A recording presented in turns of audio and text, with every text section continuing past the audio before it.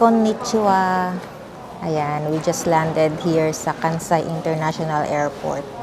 And first thing na gagawin nyo kapag dating nyo dito is you prepare your VJW, Visit Japan Web QR code, kung Philippine passport holder kayo. Mag-connect na kayo sa airport internet kung hindi nyo pa na-configure yung eSIM or yung internet ninyo. So, meron namang free airport Wi-Fi.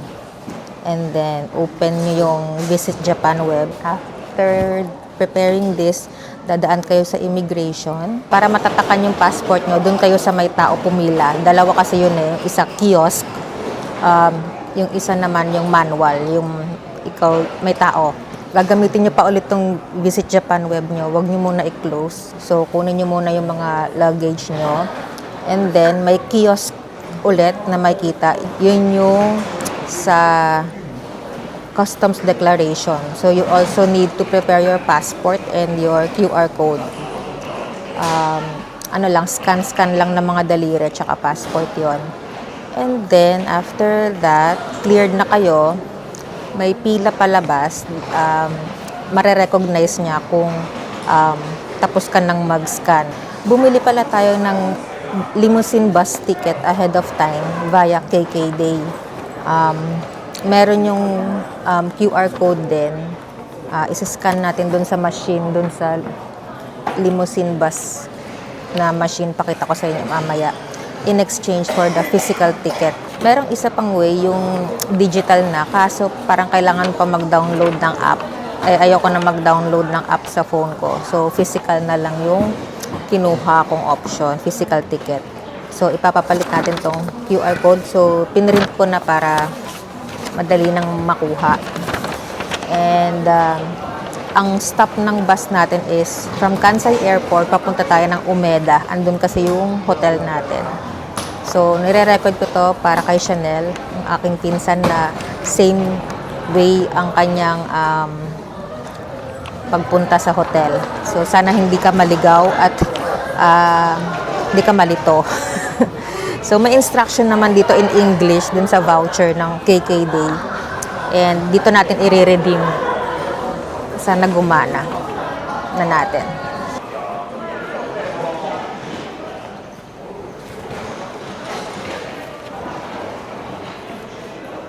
Questions. Ayan. Piliin nyo muna yung language, English. How to print your ticket. Ayan, may instructions dito. Scan the QR code. So, ito yung scanner niya sa baba. Scan natin. Ay, ayaw mo ma-scan. Ayun. And then, printing yung ticket. Oh, amazing. Oh, ang dali. Finish na agad.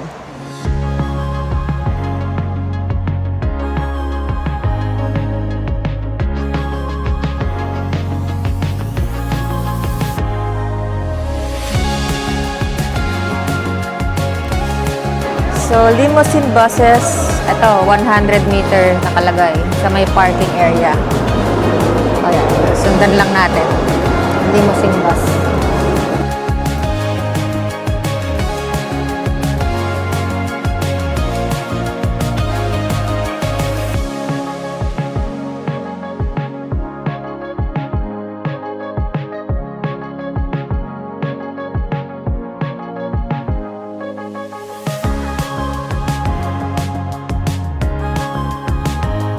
Okay, please. Thank you. So, binigyan tayo ng dalawang stub kasi yung dalawang bag yung iniwan sa ilalim. Bye-bye.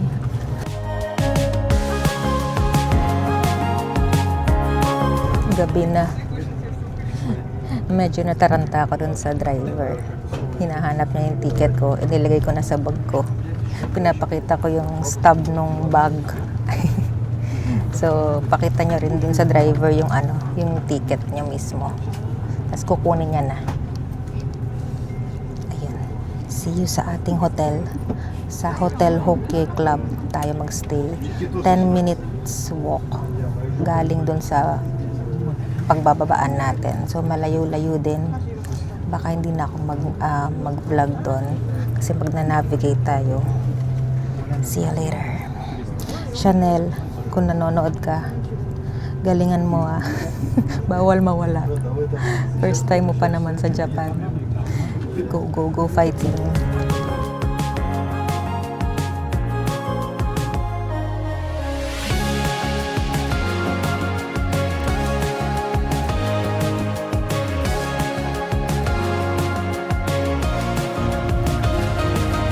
We will now be arriving at Osaka Station. Hankyu Sanbangai.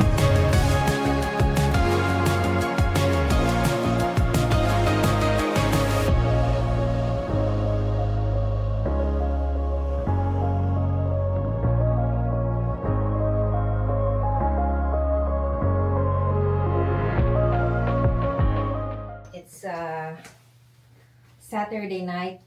Kaka-check-in lang natin dito sa Hotel Hockey Club, room 702. Ay, salamat Lord. Pagpahinga na. 9:30 na, 9:26 na.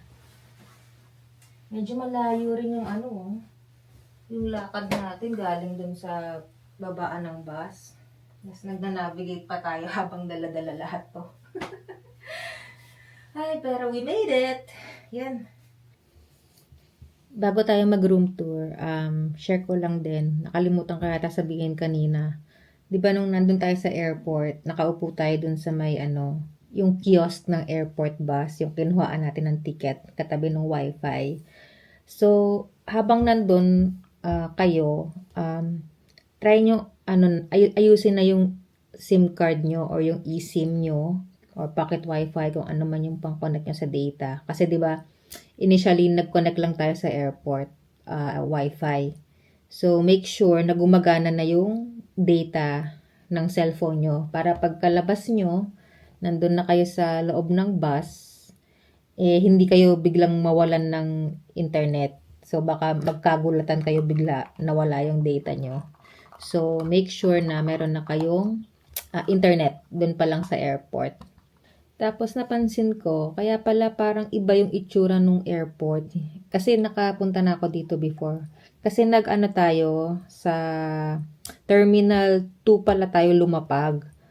Usually, kapag galing kang Pilipinas, halimbawa nagpal ka, Terminal 1. Hindi ko lang sure ang Cebu Pacific. Saan ba bumababa ang Cebu Pac? Terminal 2 ba? Kasi sabi, ang mga low-cost airlines sa Terminal 2. Low-cost airline yung Jeju Air. Kaya Terminal 2 tayo bumaba. So, kapag PAL ka, which is yung sasakyan ni Chanel at nung mga iba ko pang pinsan, Terminal 1 kayo.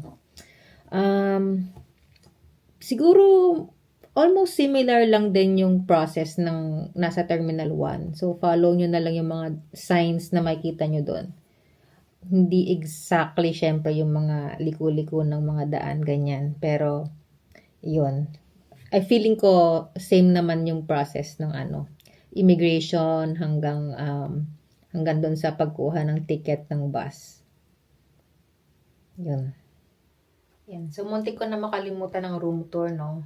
Sobrang pagod na. Pero sige, bago ko guluhin yung kwarto, room tour muna, quick lang. Pagpasok ng pinto, ito agad. Usual hotel ng Japan. Ayan, may full-length mirror. Tapos, merong slippers dito, 2. Ito yung pang-room. Tapos, may mga hanger. 1, 2, 3, 4. 4. Then, ito, lalagyan ng luggage rack. May lagay natin dyan. Air purifier, basurahan, at ang favorite nating pang spray ng damit.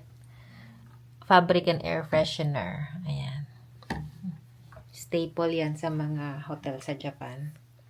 Ayan, desk. Tapos may mirror ulit. Lamp TV. And dito pala yung fridge. Yung ref. Okay. Tingnan natin yung laman. Paano ba? Ayun, sa kabila pala. Ay, shucks, hindi ako nakamic. Okay lang, naririnig yun naman. Walang tubig. Ang complimentary water. Tissue doon, tsaka hair dryer. Ito ang, wow, naka-glass. Wait lang, di ko alam mga binubuksan ko. Ayan ang takore. Tsaa at kape. Ay, tea pala pareho. Green at tsaka roasted. Tapos may mug. Baso. Okay. And then, ito yung bed. I think double bed or semi-double size bed. At may love letter. Okay, may public bath pala dito. Ayan, instructions. Ito yung isusuot mo pag gusto mong gumamit ng public bath. Tapos, ano pa? I think telephone. May alarm dito, pwede mo iset. At saka yung mga ilaw. Ayan. At, ayan. Desk, ayan, mga controls ng ilaw. Tapos, ito ay, ano to? Baka pang aircon. Dito pala sa lamesa, may drawer, hidden. Hindi ko napansin agad. Ayan. Tapos meron dyan sa loob, laundry bag. Mga information. Ayan, tungkol sa hotel. Ayan. Ay, may pa-massage sila dito. Oh. Tsaka mga, ito yung, ay, hindi pala nakita. Ayan. Breakfast buffet. 6:30, meron palang kasamang breakfast tong ating hotel. So, hindi tayo magugutom. For tomorrow. 6:30 open na siya. Tapos, may pa-massage service din. Ay, naku, parang kailangan ko yan. Ang sakit na ng pagkatao. Tapos, ano to? Menu. Ay, menu ng massage. Tapos, meron dito ang envelope. Iniipon ko to. Madalas ginagamit ko rin talaga. Dito ko nilalagay mga resibo. Yan, bills, pera, ganyan. Kunin natin yan. Tapos may stationery din. Yan. Excellent. Ano to? Baka yung paano? Pa-survey says, pero wala akong intindihan. Japanese. Tapos, ano pala, ba't ang dami kong sinabi tungkol dyan? Information. Ito pala yung gusto ko talaga ipakita sa inyo. Ito, meron silang cables. Ayan. Pang charge. Type C. Type A. Ayan. Tapos, ito USB. Kasaksak mo siya dito. Kasama na rin siya sa hotel. Pwede tayo magsaksak dito. Tapos, ito isa naman, mukhang data cable. So, kung may laptop kayo,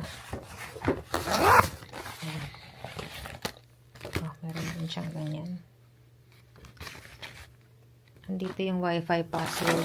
Nakakalat na yung gamit. Tapos, ito, dito mo saksak yung data cable mo kung gusto mo sa wifi nila kumabit. Tama ba? Para doon nga ba yun? And then, CR. Punta tayo sa CR. Ito yung switch. Medyo pumasok na ako kanina. And then, ay, ang laki ng mirror. It's a square mirror. It's square. Yan, may bidet. Yay! Kontuwa sa bidet. Tapos, at meron tayong malaking bathtub. Yan. Ano yung kanilang shampoo at conditioner? Ito body soap. And meron din silang, face and hand foam. Pwede na sa mukha. Bumili pa naman ng kanina dun sa Lotte duty free ng facial cleanser. Ayan, meron silang amenities dito sa Japan. Yay! Ayan, razor, at suklay, at toothbrush, toothpaste. Complete. Hindi sila nagtitipid. Okay. Tapos, merong towel. Yung malaking towel sa taas. Ayan, mga pag ayaw mong linis ang kwarto, ito yata yung ilalagay. May pa-origami sila, oh. Cute! Souvenir, ala, ang cute. Pahabol. Dito pala sa bintana, makikita natin yung street view. So, may isa pang hotel. Dikit-dikit din yung hotel dito, eh. Yan yung makikita ng Manhattan. Hotel Manhattan.